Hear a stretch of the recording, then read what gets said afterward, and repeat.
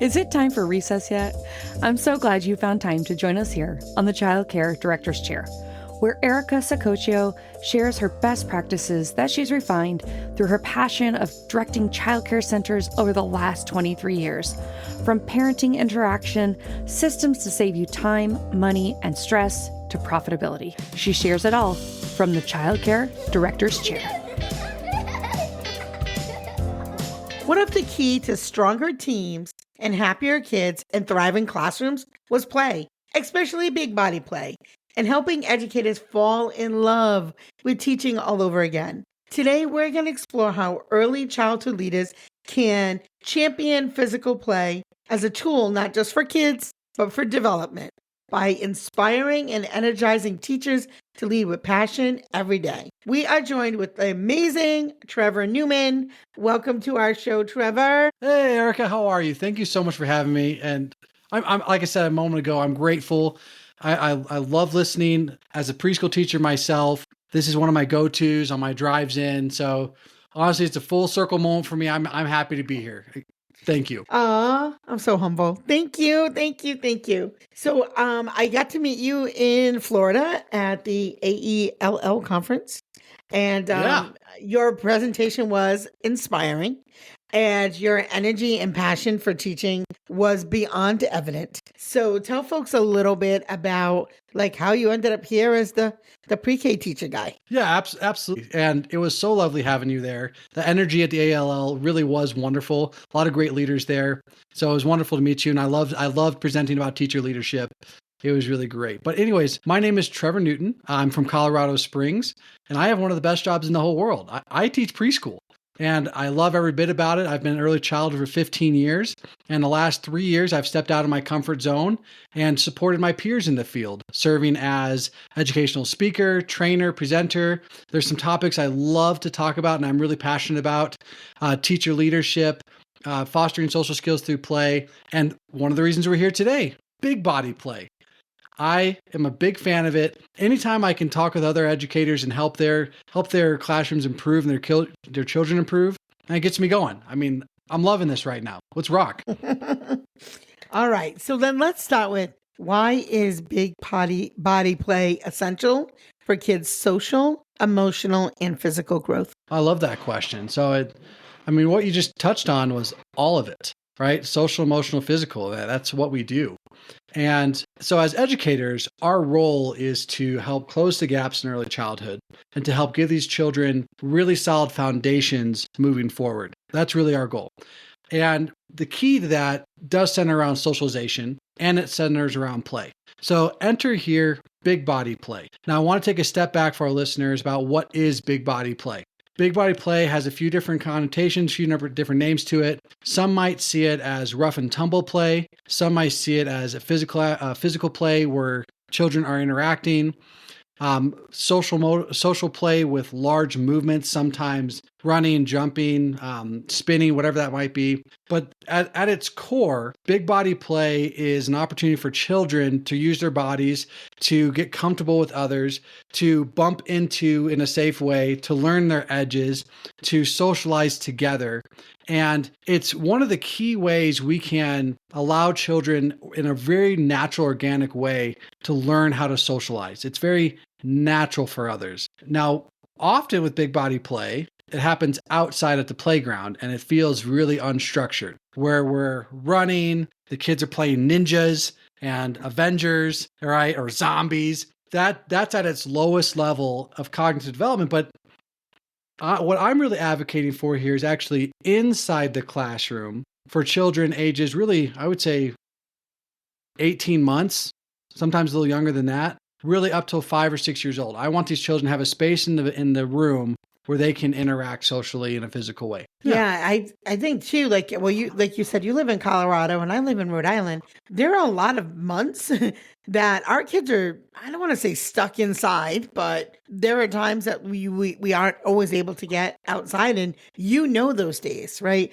Kids need to move. They need to move. The worst thing ever is to trap kids into like, sit down. Like that's it really hinders where they learn. Especially at such a young age. I totally agree with you. Yeah. And that's why the toddlers are constantly, climbing the shelves because that's what they're made to do. They're trying to figure it out. Like they just started walking 5 minutes ago. They're like, what is this? How do I do this? Yeah, And exactly. yeah. So how can early childhood leaders create a culture that truly values and prioritizes physical play throughout the day? Great question, because I think what you're really hammering in is how can we advocate for it? If we understand the need for it, how can we make it a priority? And so if we just know that going in, that big body play and that type of play should be a priority, then we could then advocate it to our stakeholders and also other teachers and ultimately our parents. Because I'll cut right to the chase. If you are doing big body play the right way, children are going to be touching each other and bumping into each other. And it might look like rolling, it might look like tumbling. But if you can create a safe environment for that and be able to justify why it's happening, then your parents will feel more comfortable that it's happening and understand the reasoning behind it. And this might be a really good segue to explain the social component of big body play. Often we have children in our settings who are, as a preschool teacher, 3, 4, 5. I'm an inclusive preschool teacher. 40% of my kids are special needs. So I have anywhere from 10 to 15% of my student population are nonverbal, right? So they don't have the skills to tap a friend on the shoulder and say, "Can I play?" But they want to play. That's an innate desire. So there's going to be things where they're coming up and we're learning how to grab onto a friend safely and roll and play and turn take. Teach children how not to dominate the play.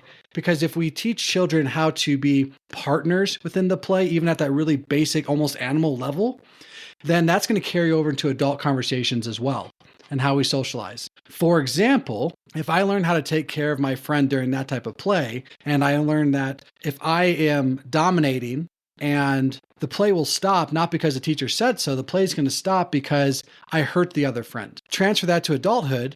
If we're having this conversation, Erica, and I'm not making you feel very good about yourself, and I'm just dominating, you're not going to want to have the conversation with me. So we're learning natural consequences about how to actually socialize that can transfer into adulthood. So in order for those good things to happen, we have to make our stakeholders feel comfortable and understand the why behind this physical type of play. So sorry.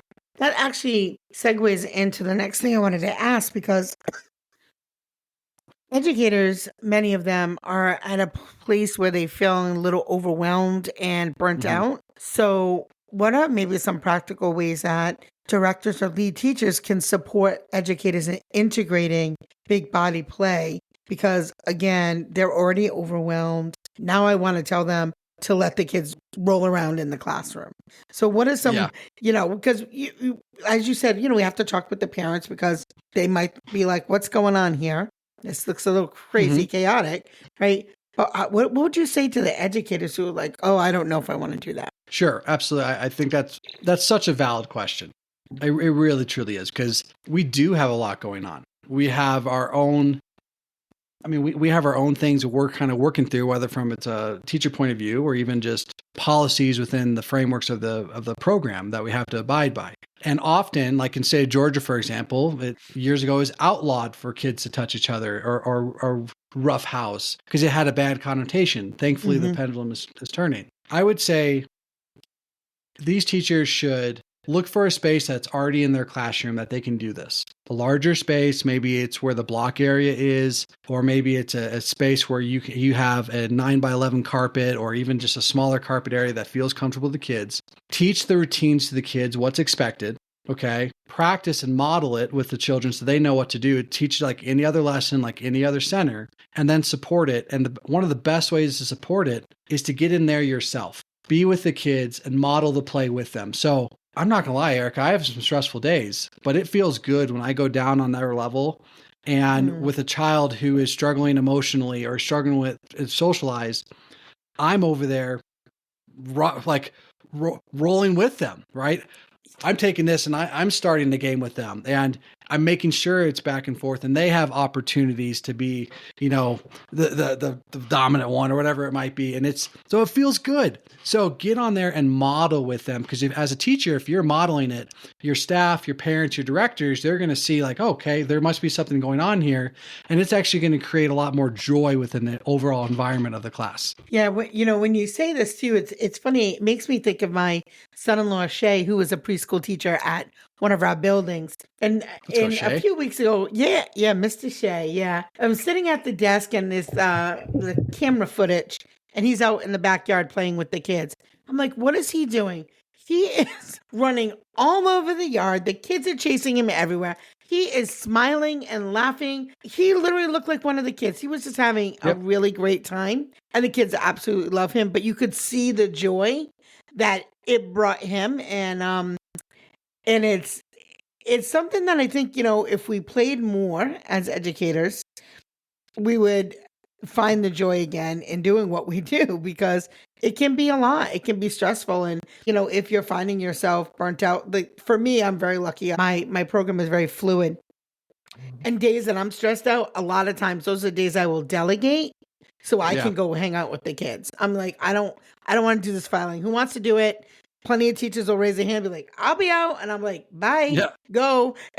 And I'll go read to the kids. I'll go color. I'll go play Play-Doh. And I know teachers have a hard job, but honestly, at the end of the day, if I had to pick between an office or a classroom, lots of times I'm going to go in the classroom. You can do this office stuff over here. Oh, absolutely. You know what? I want to point something out really quick, because I think there's a couple of factors we need to know about. First, Mr. Shea, myself, we're only 3% of the early childhood workforce, right? Being a man, I have to point that out. Mm-hmm. And sometimes there's a stigma that this is a man's thing to do, which is not at all, right? Or that somehow engaging in that type of play is less serious or less important than other types of play or other types of teaching, which I would argue strongly against. Because what Mr. Shea has really been able to do there, and I would argue in a lot of people who engage with body play, is you're creating relationships with these children in really meaningful ways. You're doing it in a way that makes sense to them. You are finding value in their play, and you are becoming a part of it. And by doing that, you're actually helping to enhance the overall play. Because there's ideas, there's concepts you can give the children that they will eventually be able to take and do themselves. So it's teaching at its premium level right there. So kudos to Mr. Shea. Let's make that happen. Yeah. And, and I do love male educators in the field. We really do need you guys, which that's a whole nother podcast, but we really do need you. And the number of, people would say to me, oh, are you nervous about hiring a guy? I'm like, no, I wish I had more. And the kids absolutely love him. Certainly he's young and he's fun, but they really just connect with him. They'll come in, and there's one little girl, her name is Barrett, and she cannot wait to show him what shoes she's wearing for the day. She's like, where's Mr. Shea? She doesn't care about anybody. Where's Mr. Shea? I need to see my shoes. And I think it came from one time she had like some rain boots on. He's like, wow, those are really cool shoes. Now every day it's like, I got to show him what shoes I'm wearing. Just that one little connection over something that was so simple that really made a big bond. But absolutely. And there's a lot of work is important. It is. In regards to big body play, there's a lot of play, a lot of studies rather, that show that fathers who engage in big body play with their children are able to foster a relationship with their children at a higher level. And it's had results as the children grow up. Because here's what ends up happening with big body play. It starts usually, and I'm going to generalize a little bit, so forgive me. It starts with the dads, right? And they're doing the rough and tumble play with their sons or daughters, both, right?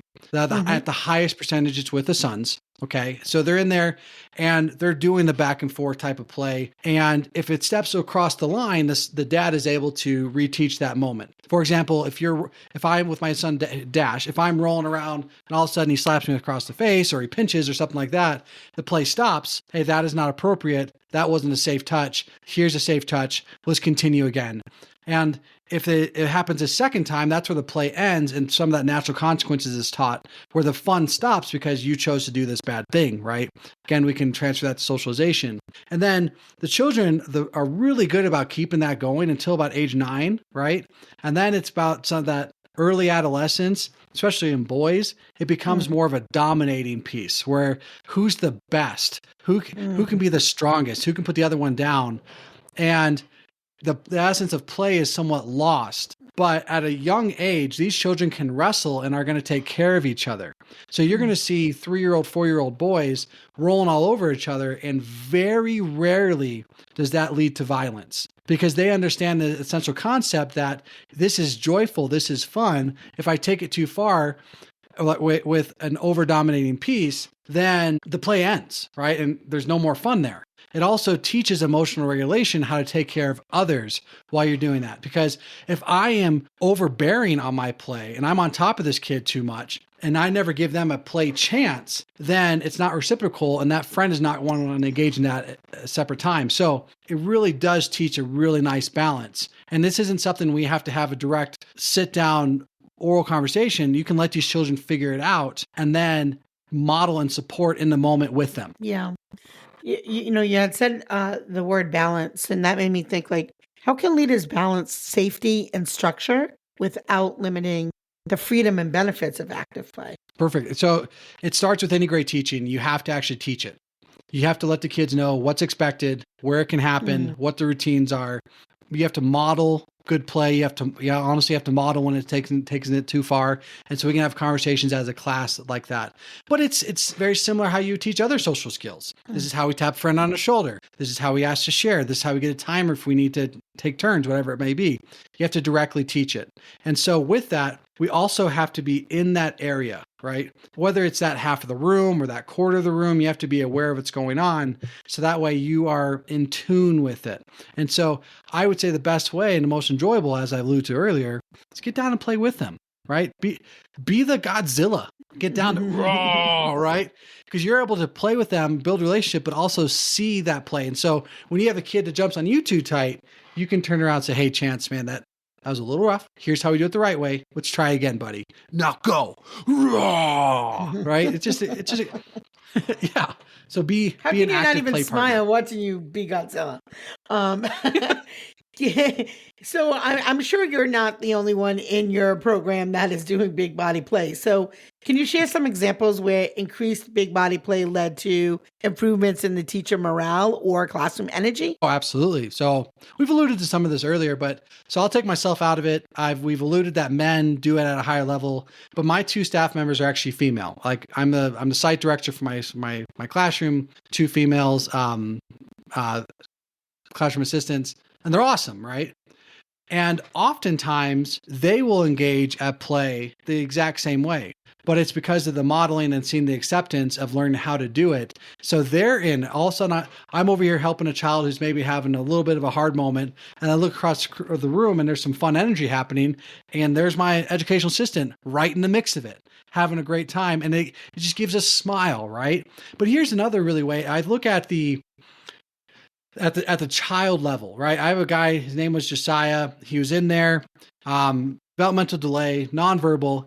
He's in the quiet part of our room doing cartwheels. And you could tell he's about to take off and he's about to cause some trouble. So I see this, recognize it, turn to my staff member and I'm like, hey, can you go help this guy out? I think if he goes to the gross motor center, it's going to be a good spot for him. So she takes him by the hand, walks over. Next thing you know, they're playing a game of Trace. And they're laughing, they're having a great time, but really Chase on their knees, like, I'm going to get you sort of thing. And all of a sudden he's doing that back to her. He's using those words. We bring another friend in. Now the 3 of them are doing it. Then my staff member steps out. Now these two children are mimicking this game that we had practiced. And now there's a joyful energy within the room where the children are really actively productive within their play. Whereas a minute or 5 minutes earlier, there was a lack of productive play happening in the room. So we were able to use big body play to completely change the course of that afternoon. It was awesome. So, the second thing that you had said when you first did your intro is that you also love leadership, which is, we all know, is my favorite topic in the world. So let's talk about it. Yeah. So let's talk a little bit about that. Tell me what you think makes a great leader in early childhood education. Oh man, I feel like that might be a question you ask everyone, right? And I think that's an awesome question. I really do. So what makes a great leader in early childhood? And I think I think it has to start with passion. As leaders, we have to love what we do. And I'm not saying that in a superficial way at all. There needs to be a natural energy that's coming through you, a love for the job, that you walk in through the door with a level of passion and energy for it. Because if you walk in with that energy on a consistent daily basis, the standard elevates. And people are going to meet that standard without you even saying a word, because you know that I put my heart and soul into this. This is my life. And not because I can't do anything else. It's because I love being with these kids, and I want to go and I want these kids to be the best versions of themselves. And we have a duty to do today.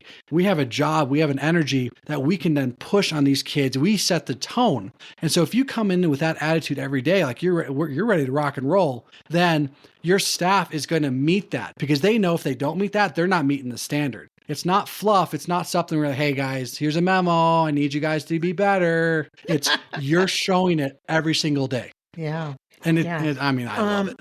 And I know you do too, Erica. I do. What would you say to somebody who's new, who's just coming in the field, maybe 2 or 3 pieces of wisdom around leadership, how they can improve or how they can get better? Absolutely. So for me, it's a communication.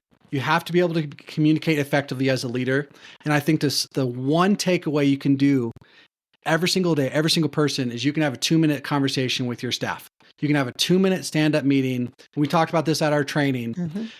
In that meeting, you are starting the day, and even at various points in the day, having a 2-minute stand-up meeting where you're talking about very important information needs to happen. You're reading the body language of your staff. You're getting a feel about where your people are in that moment. And then from there, you can make leadership decisions about who is going to go where, how you're going to work this, and just also direct the day in a positive direction. And you get to set the tone every single day. But if you miss that, or you fail to have daily communication, all of a sudden these little issues start to expand and expand and expand. And all of a sudden you got to take a hacksaw to this thing and you got to try to get it back. But if you can have micro moments every day, it'll be like a big net in the sea catching problems before they even arise. So that would be my first one. And then I do have another one if I have a moment. Yeah. Go ahead. Yeah. So I think the other piece there is you have to set the tone of your classroom. We have as class, and I'm saying this as a classroom teacher, right? I am not the director. I'm a preschool site director. Basically, I'm in a public school setting. So I'm in charge of my educational assistants at my school, but I operate under a larger umbrella for our district, right? There are things and programs and issues at play above me that I have no control over, right? However, within my classroom, how I deliver the curriculum and put the day forward, I'm in charge of that. And I also set the tone for my staff about what's tolerated. We what's the word I'm looking for? Oh man, it's not coming to me. I had this really catchy phrase, Miss Erica, right? There it is. We encourage what we tolerate. So if you tolerate lateness, if you tolerate foul language, if you tolerate laziness, and you show all those things within yourself, your staff, that's what you can expect to see from them. Right? Yeah. And 100%. so regardless of everything else going on, you set the professional tone for your classroom. Yeah, absolutely. And, we use the word leader, and sometimes, and I love that you point out, like, I'm the teacher, the lead teacher. We have so many lead teachers that listen to our podcast that are not the director or not the owner. Becca's one of them. I love Becca. She's literally one of my most loyal listeners ever. And Hi, she Becca. doesn't own a program. Yeah, Becca is the best, right? And but she's leading every day. She's leading her children. She's leading her co-teacher. She's Families. leading parents a lot, parents lots of times doing things in her community. And so, I want people to understand that leading isn't a title. It's a thing that we do. It's an action. It's a calling. It's a calling. I don't know. It's a calling. And sometimes you lead and sometimes you follow. It depends on what's going on. There are plenty of times in my program that other people take the lead and I step back. You're going to lead this project. You're the better person for this job. So even just understanding that when you're a leader, you are building up other leaders. You're giving to other people. Like almost like you said with the big body play. If you're always the one, the superstar, you don't give anybody else a chance to be a superstar, then you're really not a superstar. You know, you have to give, it has to be reciprocal. Reciprocal is my favorite word. Has to be reciprocal. I love that. Yeah. But you know what that you showed to Erica a moment ago when you said, hey, you know what? I understand that sometimes I'm not the best one for this. What you really see in there is you have a confidence within yourself, and you also have trust in your team. Trust that you've got this, that I believe in your abilities. I know you have been trained up. Maybe it's a situation where you as the lead teacher trained that person up and you're like, I know you're ready for this. Go get it. Because we are leading in a way that also encourages. It's collaborative. We want the people within our rooms, the staff members, we want them to feel good about the work they are doing as well, because their role is so critical that it would, like, the success within our classrooms would not happen without our classroom assistants, paraprofessionals, EAs, whatever your word is, it wouldn't happen, right? But we want them to feel good about that. We want them to grow in their career. We want them to improve with their abilities. We want them to make great connections and relationships with children. And if you do that and you trust your staff enough that you don't have to be the big show, that you don't have to be the one getting all the medals, then your classroom is going to skyrocket. Preach. Right there. Yeah. So we only have 5 minutes left together. I can't even believe how fast that went. Is there anything that you would love to share with the listeners that I didn't ask you? Ooh, as I form that question, I will give myself a plug. My wife says I need to plug Instagram. So find me on Instagram. I know that's how I found you, Erica. Trevor T. Newton. I love supporting teachers, like preschool teachers. That's my jam. I love doing trainings. I love supporting. I love being a partner with a program, because that's what feels really good, is that we're all in this together. Like, I listened to you on the ride to school and I'm like, dang, that made me better. So we're all partners in this whole thing. So, I mean, as far as things, how about this? What is one thing for big body play that we can do tomorrow at school? How about that question? Is that a fair question? Yeah. All right. So I need you guys to be reflective and think about it. Think about all these wonderful pieces of nuggets that Trevor has left for you. Think about the impact it will have for your children and also your team to have a little bit more joy, have a little bit more fun, grow a few more Mr. Shays running around your playground. Yes. Where the kids can't wait to come in and be like, look at this. You know, they're so proud. But I thank you so much for sharing all of your wonderful insight. Thank you for doing what you're doing for all of the kids. And I'm sure we're going to see each other again. For those of you who just tuned in, tuning out, I guess, here's a few closing thoughts. Big body play is more than movement. It's a bridge to connection, well-being, and joy for both the children and the educators. When leaders prioritize physical play and support their staff's passion and purpose, classrooms don't just run, they thrive. Rediscover the love of teaching. It starts with creating space for movement, energy, and of course, fun. Leadership isn't about, telling people what to do. It's about lighting that fire again, helping your team see that they are seen, that they're supported, that they're inspired every day.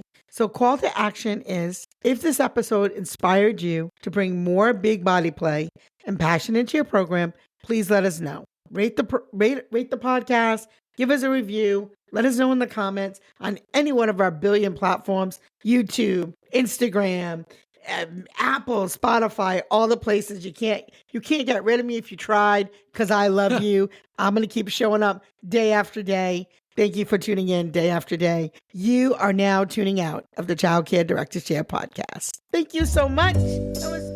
Well, all the cute little kiddos have been picked up and it's time to go home. And that'll do it for another episode of the Childcare Director's Chair. Please leave a review so Erica knows the information is helping you to manage and improve your childcare centers. Remember to subscribe to get the latest episode from Erica's Childcare Director's Chair.